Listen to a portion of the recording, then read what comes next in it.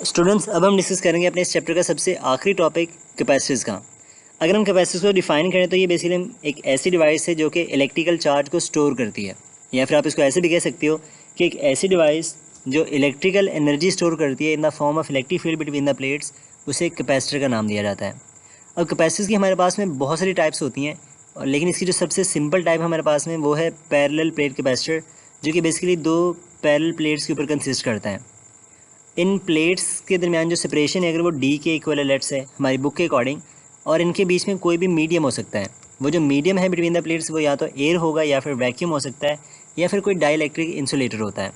तो अगर हम इस कैपेसिटर को अटैच कर दें एक बैटरी के साथ, यानी इसके ऊपर हम एक्सटर्नल वोल्टेज अप्लाई करें, तो इससे होता है कि जो बैटरी वो एक प्लेट से इलेक्ट्रॉन को निकालेगी और दूसरी प्लेट पर जाकर इलेक्ट्रॉन को डिपॉजिट कर देगी। तो जिस प्लेट से बैटरी इलेक्ट्रॉन निकालेगी उसके ऊपर आएंगे पॉजिटिव चार्जेस, और जिस प्लेट पर जाकर इलेक्ट्रॉन डिपॉजिट होंगे वहाँ पे हमारे पास में आते हैं नेगेटिव चार्जेस। तो इन शॉर्ट आप इसमें ये कह सकते हो कि बैटरी की वो प्लेट बल्कि बैटरी का वो टर्मिनल जो पॉजिटिव प्लेट से अटैच होगा वहाँ पे पॉजिटिव चार्ज अपीयर हो जाएगा, और वो टर्मिनल जो बैटरी के नेगेटिव से अटैच है उसके ऊपर नेगेटिव चार्ज अपीयर हो जाएगा। अब यहाँ पे हमारे पास में होता क्या, जैसे यहाँ पे चार्जेस डेवलप होंगे तो इनके बीच में एक इलेक्ट्रिक फील्ड बनेगा जो कि फ्रॉम पॉजिटिव टू नेगेटिव होता है। अब यहाँ पे हमारे पास में इलेक्ट्रिक फील्ड भी है, प्लेट सेपरेशन भी है, तो इन कैपेसिटर की प्लेट्स के मन क्या होता है, एक पोटेंशियल डिफरेंस क्रिएट होता है जिसको हम यहाँ पे वी से डिनोट करेंगे। अब स्टूडेंट्स यहाँ पे है क्या कि ये जो पोटेंशियल डिफरेंस है वो हमेशा एक्सटर्नल वोल्टेज को अपोज करेगा, क्योंकि जैसी बैटरी यहाँ पे नया चार्ज लेकर के आएगी तो बैटरी को एक्स्ट्रा वर्क करना पड़ेगा उस चार्ज को डिपॉजिट करवाने के लिए, क्योंकि इसको ऑलरेडी पहले से एक रिपल्शन मिल रही होती है इस पोटेंशियल डिफरेंस की वजह से। अब ये जो पोटेंशियल डिफरेंस है वो बेसिकली डायरेक्टली प्रोपोर्शनल होता है अमाउंट ऑफ चार्ज के। तो charge store on the plates of capacitor is proportional to the potential difference between the plates. जितना ज़्यादा चार्ज स्टोर करवाएंगे उतना ज़्यादा पोटेंशियल क्रिएट होगा, और जितना कम चार्ज होगा प्लेट्स के ऊपर उतना कम पोटेंशियल डिफरेंस बनेगा वहाँ पे। तो अगर यहाँ पे हम प्रोपोर्शनली को रिमूव करें तो हमारे पास में फॉर्मूला बनेगा Q is equals to CV। अब यहाँ पे सुन हमारे पास में जो C है बेसिकली ये कांस्टेंट ऑफ प्रोपोर्शनलिटी है जिसको हम कहते हैं कैपेसिटेंस। अगर हम डिफाइन करें कैपेसिटेंस को तो किसी भी कैपेसिटर की चार्ज को स्टोर करने की जो एबिलिटी है ये कैपेसिटेंस कहलाती है। मैथमेटिकली अगर इसका फॉर्मूला यहाँ से हम ड्राइव करें तो बनेगा C is equals to Q/V, और इसका जो SI यूनिट है ये हमारे पास में होता है फैरेड।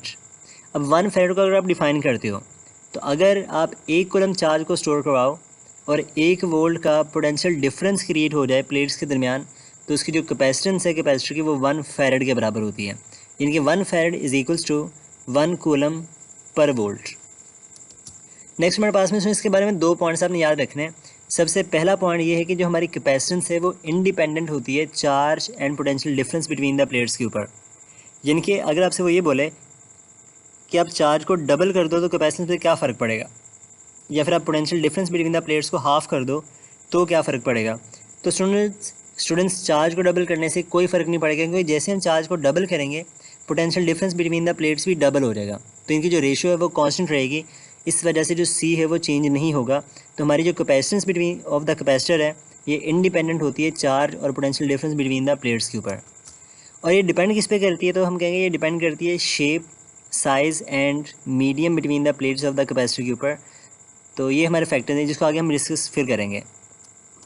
नेक्स्ट हमारे पास में एक टॉपिक आता है कि अगर आपसे ये पूछा जाए एज एन MCQ कि slope of the QV graph क्या रिप्रेजेंट करती है, तो स्टूडेंट्स हमारे पास में QV ग्राफ की जब आप स्लोप निकालते हो तो बेसिकली स्लोप हमने पढ़ रखा है tan थीटा के बराबर होती है, जो कि बराबर होता है परपेंडिकुलर डिवाइडेड बाय हॉरिजॉन्टल। तो जब भी आपने स्लोप निकालनी तो आप सिंपली हमेशा वर्टिकल वाली टर्म्स को डिवाइड करते हो हॉरिजॉन्टल से। तो अगर हम Q को V से डिवाइड करें तो हमारे पास में इसका आंसर आएगा C के इक्वल, यानी कि स्लोप ऑफ QV ग्राफ जो है वो कैपेसिटेंस को डिनोट करती है। इसी तरह से आपसे वो ये पूछ ले कि QV ग्राफ का जो एरिया है वो क्या रिप्रेजेंट करता है, तो स्टूडेंट्स ये बात आपने इसमें नोट कर लेनी है यहाँ पर कि area under the QV graph जो है वो energy stored in the capacitor को रिप्रेजेंट करता है, या फिर work done by the battery उसको रिप्रेजेंट करता है। तो ये बात इसमें नोट कर लीजिएगा, जो कि यहाँ पे हम ऐड नहीं कर सके फ़िलहाल, तो इसको आप देख लीजिए यहाँ पे। नेक्स्ट हमारे पास में एक रिलेशनशिप है छोटा सा between external voltage end voltage between the plates of the capacitor. इसमें सबसे पहला पॉइंट ये है हमारे पास में कि अगर हमारा एक्सटर्नल वोल्टेज इंटरनल वोल्टेज से ज़्यादा होगा जो कि बिटवीन द प्लेट्स बन रहा है, तो इस केस में क्या होगा, तो हम कहेंगे जब हमारी बाहर की वोल्टेज ज़्यादा है, बैटरी की पावर ज़्यादा है, बिटवीन द प्लेट्स वोल्टेज कम है, तो हमारी बैटरी क्या करेगी, इलेक्ट्रॉन्स को निकालती जाएगी और डिपॉजिट करवाती जाएगी, तो वहाँ पे चार्जिंग का प्रोसेस होता है। लेकिन जब हमारे पास में एक्सटर्नल वोल्टेज प्लेट्स के वोल्टेज के बराबर हो जाता है तो उस केस में बैटरी कोई वर्क नहीं करती, बैटरी को कोई भी चार्ज वहाँ पे डिपॉजिट नहीं करवाएगी, तो उस केस में कोई भी चार्जिंग वहाँ पे अकर नहीं करती। लेकिन जब हमारे पास में कैपेसिटर का वोल्टेज इंक्रीज़ हो जाता है और एक्सटर्नल वोल्टेज कम होता है, यानी कि V external is less than V, तो उस केस में हमारा जो कैपेसिटर है वो डिस्चार्ज होना शुरू कर देगा, तो वहाँ पे डिस्चार्जिंग का प्रोसेस आता है। स्टूडेंट्स, अब हम डिस्कस करेंगे पैरेलल प्लेट कैपेसिटर्स को इन डिटेल। तो सबसे पहले हम देखें इसका सिंबल। तो इसका सिंबल कुछ इस तरह से होता है जिसमें दो हम पैरेलल लाइंस ड्रॉ करते हैं जो कि पैरेलल प्लेट कैपेसिटर्स को इंडिकेट करते हैं। अगर हम बात करें कैपेसिटेंस ऑफ द कैपेसिटर की, तो इसका फॉर्मूला होता है C = A epsilon not divided by D। अब यहाँ पर हम बात करें इसकी डिपेंडेंस की, तो बेसिकली हमारे पास में 3-4 फैक्टर्स पर डिपेंड करती है। तो सबसे पहला फैक्टर हमारे पास में है एरिया ऑफ द प्लेट्स। तो अगर हम कैपेसिटर के प्लेट के एरिया को इंक्रीज़ करेंगे तो हमारे पास में जो कैपेसिटेंस है वो इंक्रीज़ करेगी, क्योंकि इसका डायरेक्ट रिलेशनशिप है। इसी तरह से हमारी जो कैपेसिटेंस है वो डिपेंड करती है डिस्टेंस बिटवीन द प्लेट्स के ऊपर या प्लेट सेपरेशन के ऊपर, जिसका उसके साथ में इन्वर्स रिलेशन है। यानी कि जब हम डिस्टेंस को डिक्रीज़ करवाएंगे तो जो कैपेसिटेंस है वो इंक्रीज़ करेगी। एंड अगर हम प्लेट्स के अंदर मीडियम इंसर्ट करते हैं जिसकी रिलेटिव परमिटिविटी एप्सिलॉन R है, तो मीडियम के इंसर्ट होने से भी कैपेसिटेंस जो है वो इंक्रीज़ करती है। तो यहाँ पे अगर हम मीडियम के बारे में बात करें तो मीडियम की प्रेजेंस में हमारा जो फॉर्मूला होता है कैपेसिटेंस का वो बनेगा C in a medium = A epsilon not epsilon R divided by D। अब यहाँ पे हमारे पास में जो फैक्टर है A epsilon not by D, ये रिप्रेजेंट करता है C इन अ वैक्यूम को। तो फॉर्मूला बनेगा C in a medium = C in a vacuum into epsilon R। तो यहाँ से आप एप्सिलॉन R को कैलकुलेट कर सकते हो by using C of medium divided by C of vacuum. तो यहाँ पे हमारे पास में जो एप्सिलॉन R है ये कहलाता है डाई इलेक्ट्रिक कांस्टेंट, जो बेसिकली हमारे पास में रेशो होती है capacitance of medium to the capacitance of vacuum की। और इसका कोई यूनिट नहीं होता बेसिकली, क्योंकि ये दो सेम टर्म्स की रेशो हमारे पास में आती है। अब हम डिस्कस करेंगे कि electric field between the plates को कैसे कैलकुलेट किया जाता है। तो इसका फॉर्मूला हमारे पास में हमने डिस्कस किया है पहले भी गॉस लॉ की एप्लीकेशन में, कि electric field between two oppositely charge plates ये बराबर होती है सिग्मा ओवर एप्सिलॉन नॉट के। और सिग्मा कहलाता है सरफेस चार्ज डेंसिटी, जिसका फॉर्मूला होता है Q/A। तो हमारा इलेक्ट्रिक फील्ड का फॉर्मूला बन जाएगा Q/A एप्सिलॉन नॉट। अब हम बात करेंगे potential difference between the plates की, क्योंकि जब यहाँ पे चार्ज स्टोर होता है तो एक पोटेंशियल डिफरेंस क्रिएट होता है बिटवीन द प्लेट्स, जिसका फॉर्मूला होता है इन terms of electric field V = ED। तो यहाँ पे अगर आप E की वैल्यू को रिप्लेस करो तो फॉर्मूला हमारे पास में बनेगा sigma D divided by epsilon not. Next हमारे पास में एक पॉइंट आता है force between the plates of the capacitor. यानी कि अगर आप एक चार्ज को यहाँ पे रखोगे तो एक प्लेट उसके ऊपर कितनी फोर्स एक्सर्ट करेगी या इलेक्ट्रिक फोर्स कितनी लगेगी, उसको कैसे निकाल सकते हैं। तो हम जानते हैं कि इलेक्ट्रिक फोर्स कैलकुलेट करने का जो फॉर्मूला है वो होता है F = Q × E। तो अगर हम यहाँ पे E की वैल्यू को रिप्लेस करेंगे अपने फार्मूले से, तो हमारा जो रिलेशनशिप बनेगा वो बनेगा σ² बाय 2A एप्सिलॉन नॉट। अब 2 यहाँ पे क्यों आ रहा है, क्योंकि यहाँ पे हमारे पास में हम एक सिंगल शीट की वजह से फोर्स निकाल रहे हैं जो इस पार्टिकल पे लगेगी, तो ये बेसिकली इसका हाफ आएगा। तो E की वैल्यू यहाँ पे आप यूज़ करोगे σ/2 एप्सिलॉन नॉट। इस तरह से नेक्स्ट हमारे पास में आता है कि अगर हम कोई मीडियम को यहाँ पे इंसर्ट करें between the plates of capacitor के, तो उस डाई इलेक्ट्रिक के केस में वहाँ पे क्या होता है। तो हमने अभी डिस्कस किया कि अगर हम वहाँ पे कोई मीडियम इंसर्ट करेंगे तो जो कैपेसिटेंस है वो इंक्रीज़ करती है। अब इसका सिंपल सा रीज़न हमारे पास में होता है पोलराइजेशन। तो डाई इलेक्ट्रिक की पोलराइजेशन किस तरह से होती है, अब ये देखते हैं। तो इसमें जब हम बात करते हैं किसी मीडियम को इंसर्ट करने की between the plates of capacitor, तो जैसे ही वहाँ पे मीडियम इंसर्ट करेंगे तो होता क्या है कि इस डाई इलेक्ट्रिक मीडियम के हमारे पास में जो पॉजिटिव पार्टिकल्स होते हैं या फिर उसके जो नेगेटिव चार्ज पार्टिकल्स होते हैं वो एक साइड पे आ जाते हैं, यानी पॉजिटिव प्लेट के सामने, और इसके जो पॉजिटिव पार्टिकल्स होंगे वो चले जाएंगे नेगेटिव के सामने। अब यहाँ पे हमारे पास में जो डाई इलेक्ट्रिक है इसके जो चार्जेस हैं वो इस डाई इलेक्ट्रिक से बाहर नहीं आ सकते हैं, यानी कि ये फिक्स होते हैं उसके अंदर। लेकिन ये क्या करेंगे कि हमारी जो प्लेट्स ऑफ कैपेसिटर्स हैं वहाँ से चार्ज को पकड़ के अंदर ले जाएंगे। तो जैसे ही ये उसके सामने आएगा अपोजिट चार्ज, तो प्लेट्स में से चार्ज उतरेगा और इनके साथ जाके एक बॉन्ड बना लेगा इस तरह से। तो इनकी इस बॉन्डिंग से होता है कि यहाँ पे हमारे पास में डाईपोल्स क्रिएट होते हैं। तो डाईपोल्स के क्रिएट होने से जो प्लेट्स का चार्ज है वो उतर करके मीडियम के पास चला जाएगा, जिसकी वजह से हमारी जो इफेक्टिव सरफेस चार्ज डेंसिटी है वो डिक्रीज़ करती है। तो सरफेस चार्ज डेंसिटी के डिक्रीज़ करने से आप देखो फार्मूले के अंदर अपने इलेक्ट्रिक फील्ड के, तो जैसे ही सिग्मा डिक्रीज़ करेगा तो इसकी वजह से इलेक्ट्रिक फील्ड इंटेंसिटी डिक्रीज़ करेगी, और इलेक्ट्रिक फील्ड की इंटेंसिटी डिक्रीज़ होने से हमारा जो पोटेंशियल बिटवीन द प्लेट्स है वो भी डिक्रीज़ करेगा। और पोटेंशियल जब हमारा डिक्रीज़ करेगा तो बाय फार्मूला C = Q/V, तो V के डिक्रीज़ होने से जो कैपेसिटेंस ऑफ द कैपेसिटर है वो इंक्रीज़ करती है। और ये सारा खेल किस वजह से होता है, due to the polarization of dielectric. तो ये सारे पैरामीटर्स हैं जब हम एक चार्ज कैपेसिटर के दरमियान एक मीडियम को इंसर्ट करते हैं। स्टूडेंट्स, इसके बाद हमारे पास में कुछ 2-3 पॉइंट्स हैं जो कि एज एन एमसीक्यू आपने यहाँ पे याद रखने हैं। तो सबसे पहला पॉइंट हमारे पास में ये है कि हमारा जो कैपेसिटर है उसमें से एसी पास कर जाता है लेकिन वो डीसी को ब्लॉक कर देता है।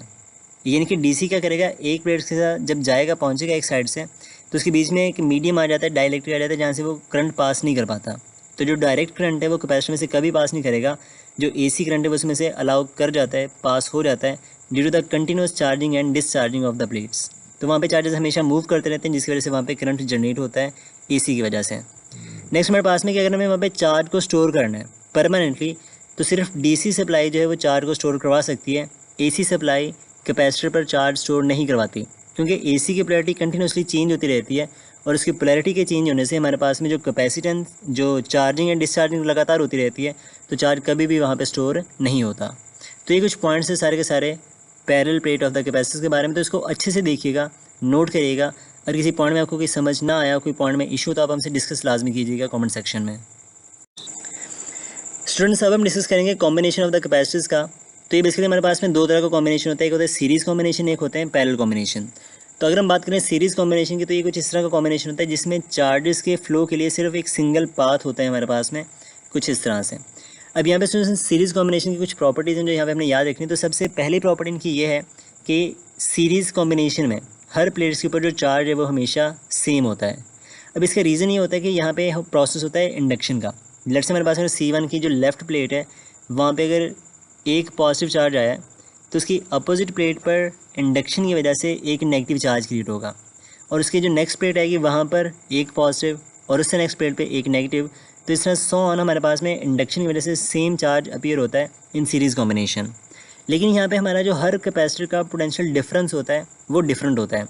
यहाँ पे टोटली हर कैपेसिटर पर पोटेंशियल डिवाइड हो रहे हो, जो भी आप अप्लाई करोगे बैटरी का, तो जो potential difference between the plates है अक्रॉस द कैपेसिटर वो डिफरेंट होगा।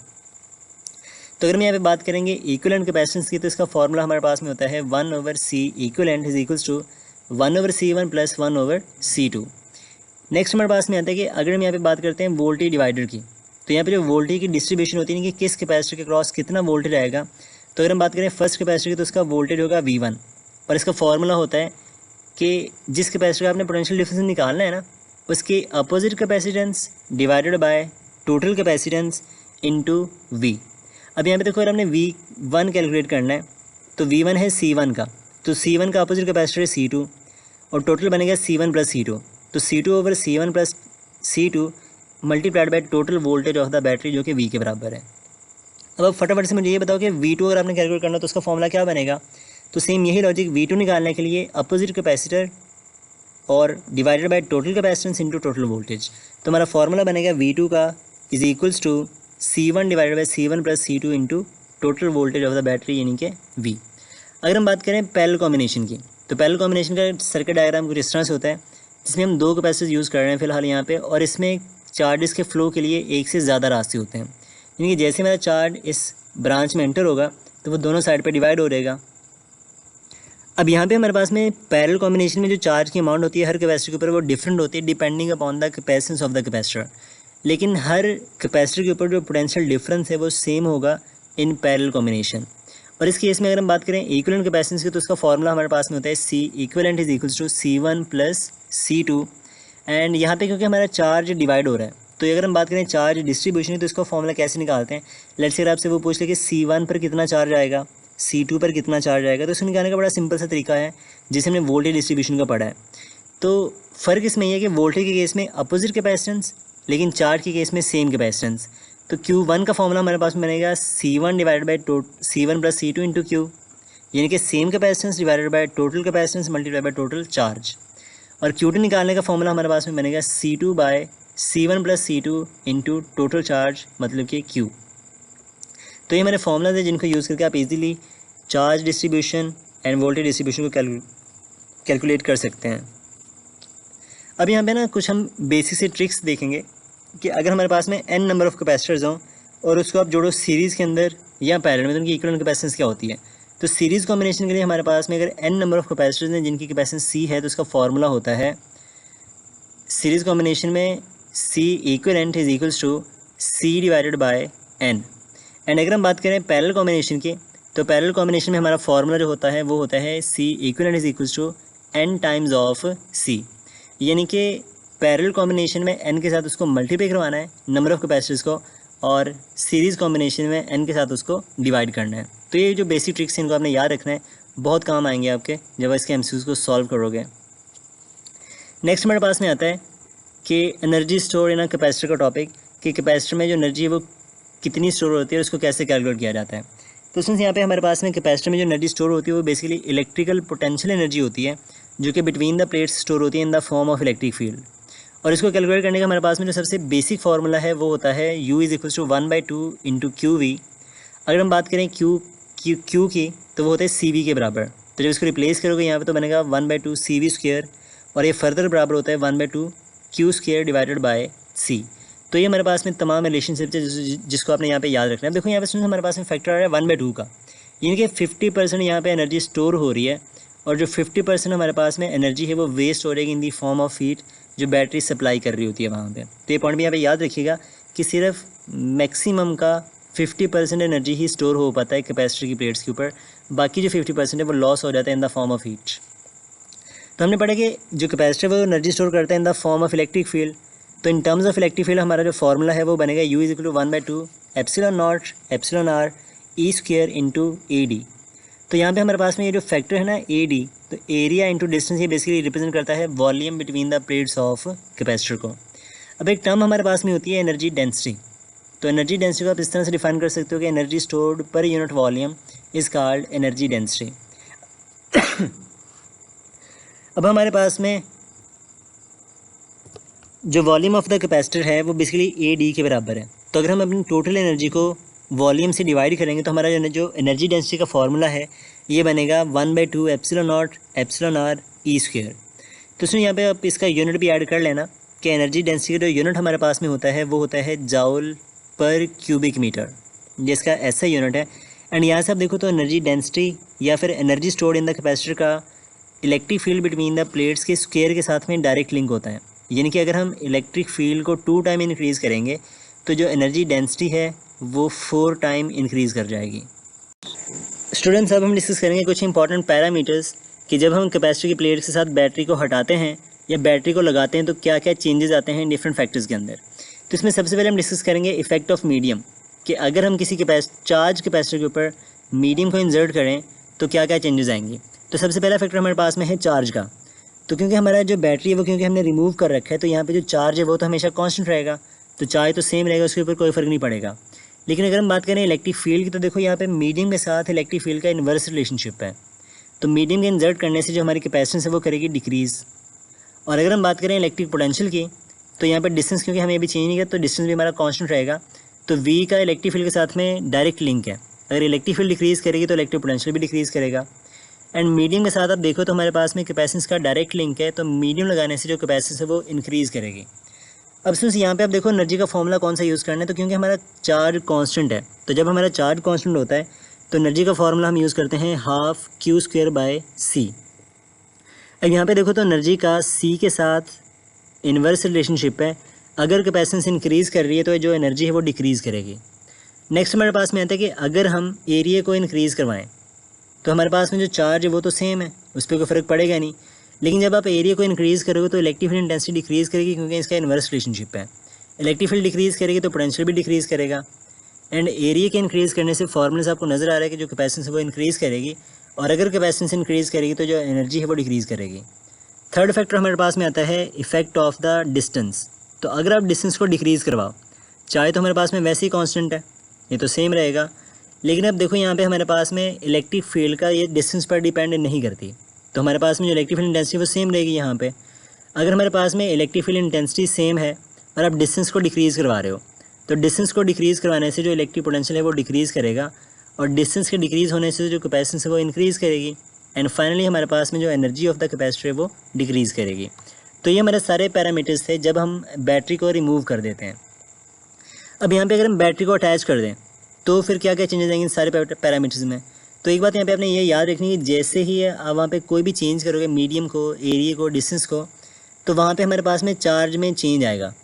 तो जैसे ही वहाँ पे चार्ज में हल्का फुल्का चेंज आएगा, बैटरी इस प्लेट्स के ऊपर नया चार्ज स्टोर करवा देगी, तो बैटरी वहाँ पे वर्क करती रहेगी और चार्ज की अमाउंट जो है वो वहाँ पे डिलीवर करती रहेगी, जिसकी वजह से जो potential difference between the plates है वो हमेशा कांस्टेंट रहेगा, उसके ऊपर कोई फ़र्क नहीं पड़ेगा।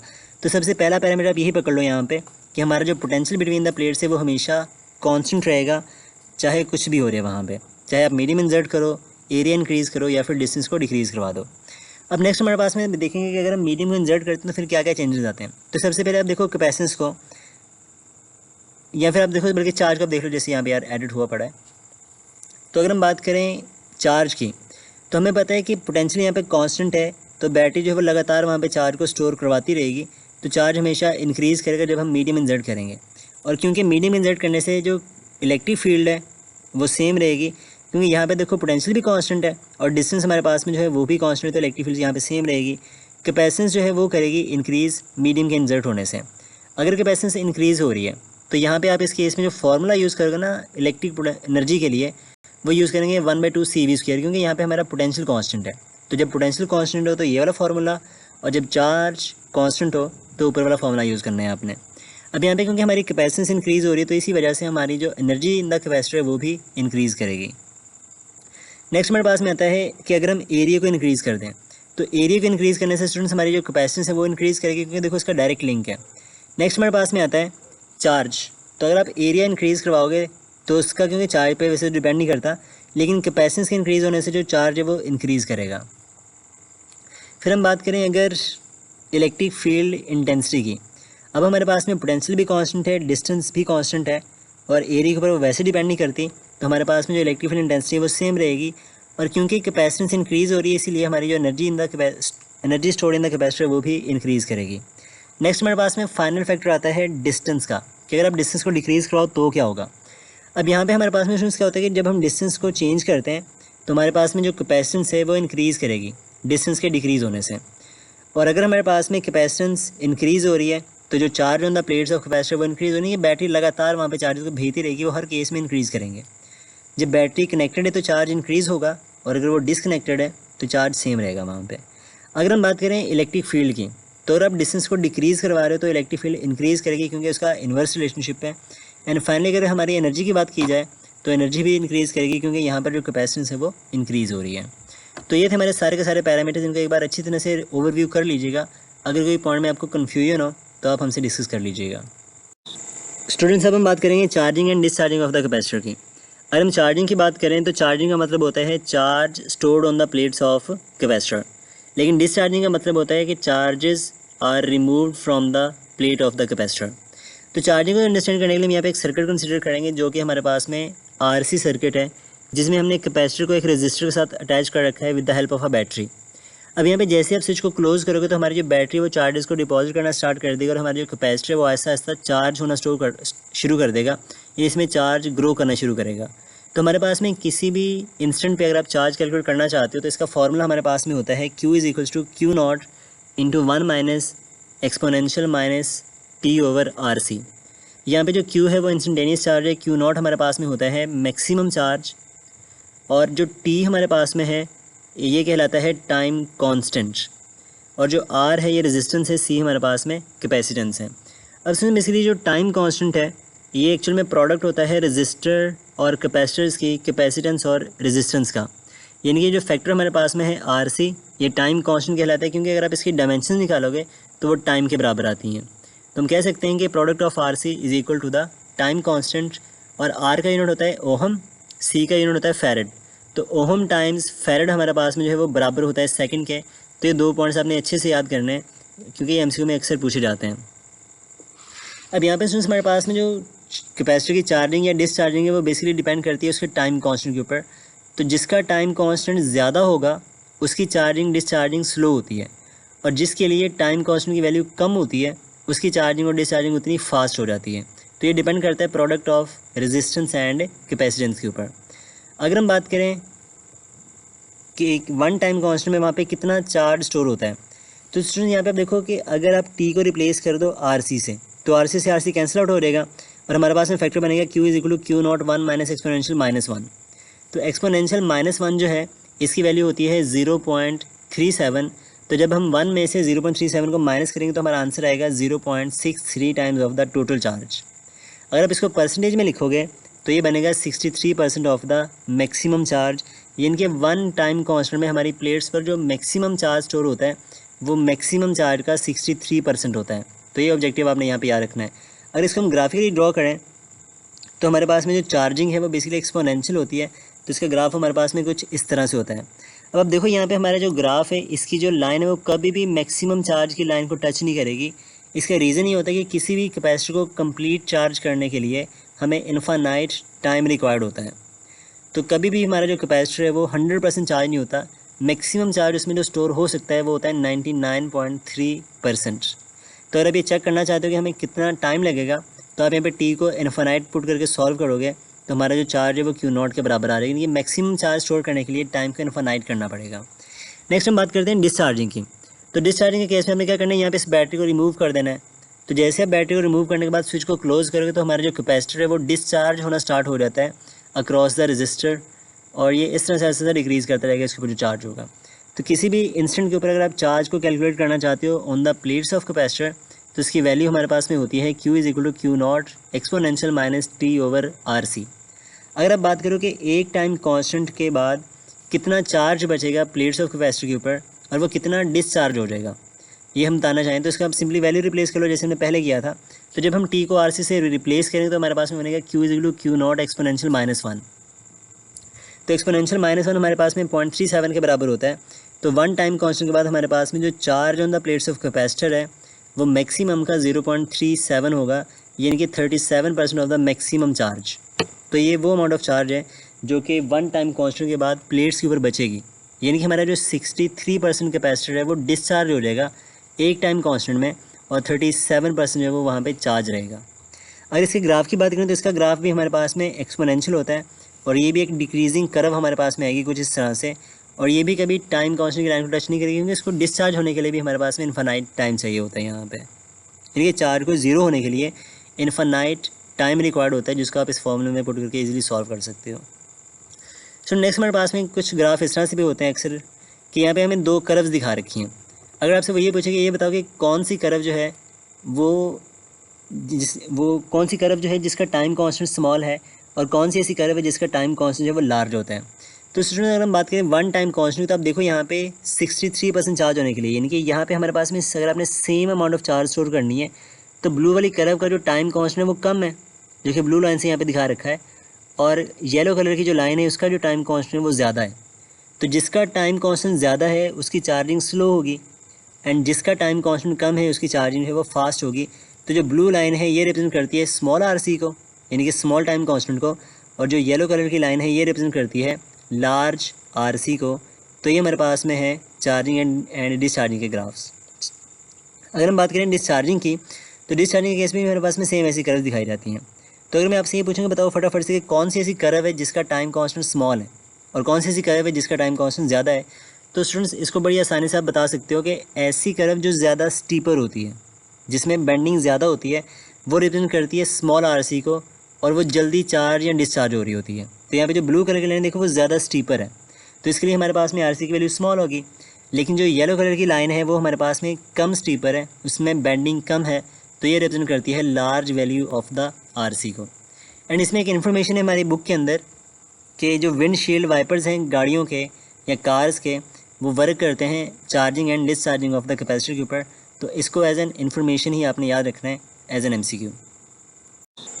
स्टूडेंट्स अब फाइनली हम एक लास्ट चीज़ डिस्कस करेंगे इस टॉपिक की, फिर इसके बाद ये टॉपिक आपका एंड अप हो जाएगा। तो अगर हम बात करें चार्जिंग की कि हमारे पास में डिफरेंट टाइम कांस्टेंट में कितना चार्ज स्टोर होता है कैपेसिटर के ऊपर, तो 1 टाइम कांस्टेंट में हमारा जो कैपेसिटर है वो 63% चार्ज होता है। तो फॉर्मूला का यूज़ करके आप इसको वेरीफाई कर सकते हो वहाँ से। एंड आफ्टर 2 टाइम कांस्टेंट्स जो चार्ज ऑन द प्लेट से वो होता है 85%। आफ्टर 3 टाइम कांस्टेंट्स जो चार्ज ऑन द प्लेट से वो होता है 95%। 4 टाइम कांस्टेंट्स के बाद 98.2% एंड 5 टाइम कांस्टेंट्स के बाद में हमारे पास में जो charge on the plates of capacitor है वो होता है 99.3%। ये हमारे पास में मैक्सिमम अमाउंट ऑफ चार्ज है जो हम उसके ऊपर स्टोर करवा सकते हैं आफ्टर द 5 टाइम कांस्टेंट्स, यानी कि हमारे कैपेसिटर पर 5 टाइम कांस्टेंट्स के बाद भी जो चार्ज है वो 100% नहीं होगा। तो 100% चार्ज को करने के लिए आपको इन्फानाइट टाइम रिक्वायर्ड होता है, यानी कि हम उसको कभी भी 100% चार्ज नहीं कर सकते हैं। अगर हम बात करें डिस्चार्जिंग की, तो आफ्टर वन टाइम कांस्टेंट हमारा जो कैपेसिटर है उस पर कितना चार्ज बचेगा जब वो डिस्चार्ज होने शुरू करता है। तो आफ्टर वन टाइम कांस्टेंट हमारे कैपेसिटर के ऊपर जो चार्ज बचता है वो होता है 37%। अगर यानी कि 37% उसके ऊपर बच रहा है तो जो वो 63% जो है वो डिस्चार्ज हो चुका है। तो after one time constant discharging के केस में 63% वो डिस्चार्ज हो जाता है और 37% सिर्फ उसकी प्लेट्स के ऊपर बचता है। आफ्टर टू टाइम कांस्टेंट आप देखो तो उसके ऊपर बचेगा 15%, after three time constant 5%, after four time constant approximately 1.8% and after five time constants ये होता है 0.7%। तो ये अमाउंट है चार्ज की जो 5 टाइम कांस्टेंट के बाद उसके ऊपर बची रहेगी, स्टोर रहेगी। यानी कि इसको भी आपने 0% करने के लिए आपको इन्फिनाइट टाइम रिक्वायर्ड होता है। तो किसी भी कैपेसिटर को कम्प्लीटली चार्ज या डिस्चार्ज होने के लिए इन्फिनाइट टाइम रिक्वायर्ड होता है। ये बात आपने यहाँ पे याद रखनी है एज एन MCQ। और हमारे पास में जो अप्रॉक्सीमेट चार्ज उसके ऊपर स्टोर हो सकता है या बचा रहता है वो होता है 5 टाइम कॉन्स्टेंट्स के इक्वल, यानी कि 5 टाइम ऑफ RC के बराबर। तो ये था हमारा आज का सारा डिस्कशन। अब हम डिस्कस करते हैं इस टॉपिक के कुछ इंपॉर्टेंट MCQs। तो ये MCQ नंबर हमारे पास में 28 है। Resistance in RC circuit of time constant 2 seconds in 1000 ohms। What is the value of C in the circuit. तो हमें C की वैल्यू कैलकुलेट करनी है RC सर्किट में। तो स्टूडेंट्स यहाँ पे हम यूज़ करेंगे टाइम कॉन्स्टेंट का फॉर्मूला जो होता है T = RC। अब यहाँ पे हमें C निकालना है तो C का फॉर्मूला बनेगा T/R और T की वैल्यू हमारे पास में है 2 और R की वैल्यू है 1000। अब 1000 को लिख सकते हो 10⁻³ के इक्वल। तो जब ये ऊपर है 10⁻+3, तो जब ये ऊपर लेके आओगे न्यूमरेटर में तो ये बनेगा 2 × 10⁻−3। अब यहाँ पे जब देखो तो कोई भी ऐसा ऑप्शन अवेलेबल नहीं है जो कि 2 × -3 में हो या फिर मिली फैरेड में हो। तो सारे ऑप्शन हमारे पास में माइक्रो में। तो अब इसको माइक्रो में लेके जाने के लिए क्या करोगे, 10⁻³ से मल्टीप्लाई करवा दो और 10⁻³ से डिवाइड करवा दो। तो जब इसको मल्टीप्लाई करवाओगे 10⁻³ से वो बनेगा -6 और जब इसको डिवाइड करवा दो 10⁻³ से तो ऊपर आके वो बन जाएगा +3। तो ये बन जाएगा 2000 × 10⁻6 जो कि माइक्रो के बराबर होता है। तो आंसर आएगा 2000 माइक्रो फैरेड, यानी कि हमारा जो डेल्टा ऑप्शन है वो राइट ऑप्शन है। MCQ नंबर 29 है ohm times farad is equal to. तो ये बात हमने अभी भी डिस्कस करी है कि ओहम्स इंटू फैरेड यानी कि R × C ये टाइम कांस्टेंट के बराबर होता है। तो एक्चुअल में हमारा अल्फा ऑप्शन यहाँ पे वो राइट ऑप्शन है। MCQ नंबर 30 है 10 volt potential difference is applied across the plates of 1 farad capacitor. What is the energy stored in the capacitor. तो हमें एनर्जी कैलकुलेट करनी है। अब हम जानते हैं कि हमारे पास में पोटेंशियल डिफरेंस है, कैपेसिटेंस है, तो एनर्जी का फॉर्मूला हम यहाँ पे यूज़ करेंगे 1/2 CV²। अब C की वैल्यू हमारे पास में है 1 और V की वैल्यू हमारे पास में है 10। तो 10 का स्क्वायर हमारे पास में आएगा 100। तो 100 को जब आप 2 से करोगे डिवाइड तो आंसर आएगा 50 जूल, यानी कि हमारा जो डेल्टा ऑप्शन है यहाँ पे वो राइट ऑप्शन है। MCQ नंबर 31 है if the length, width and separation between the plates of a parallel plate capacitor is double then its capacitance becomes. अगर आप लेंथ को, विड्थ को और सेपरेशन को डबल कर दो तो कैपेसिटेंस पे क्या फ़र्क पड़ेगा। तो स्टूडेंट्स यहाँ पे फॉर्मूला यूज़ करोगे C = A ε0/D। अब यहाँ पे हम देखो एरिया की अगर हम बात करें तो एक कैपेसिटर के लिए हम इसको लिख सकते हैं एरिया को length multiply by width into ε0/D। अब यहाँ पे वो कह रहे हैं कि आप सबको डबल कर रहे हो, लेंथ को भी, विड्थ को भी और डिस्टेंस को भी। तो फॉर्मूला बनेगा C' = 2L × 2W/2D × ε0। अब यहाँ पे देखो 2 एक 2 से कैंसिल आउट हो जाएगा तो ऊपर एक 2 बच जाएगा। तो 2 को जब आप कॉमन करोगे तो बाकी बचेगा लेंथ इंटू विड्थ ε0/D, यानी कि 2 टाइम्स ऑफ C के बराबर हमारा आंसर आएगा। तो जब आप सारे फैक्टर्स को डबल कर दोगे तो हमारे पास में जो कैपेसिटेंस है वो 2 टाइम इंक्रीज़ करेगी, यानी कि डबल हो जाएगी। नेक्स्ट हमारे पास में MCQ नंबर 32 है the distance between the plates of a parallel plate capacitor is 2 millimetre and area of each plate is 2 मीटर²।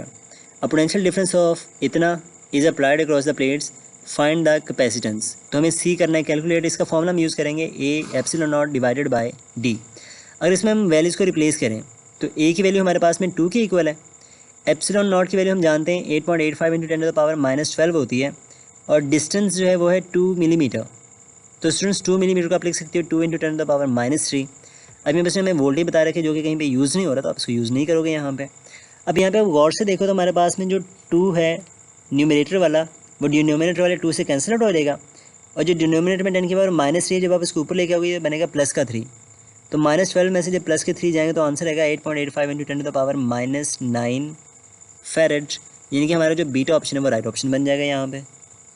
MCQ number 33 है, a capacitor is charge with a battery and energy stored is you. आपने इसको charge up किया, energy इसमें you store हो गई है। After disconnecting the battery and other capacitor of same capacity is connected in parallel.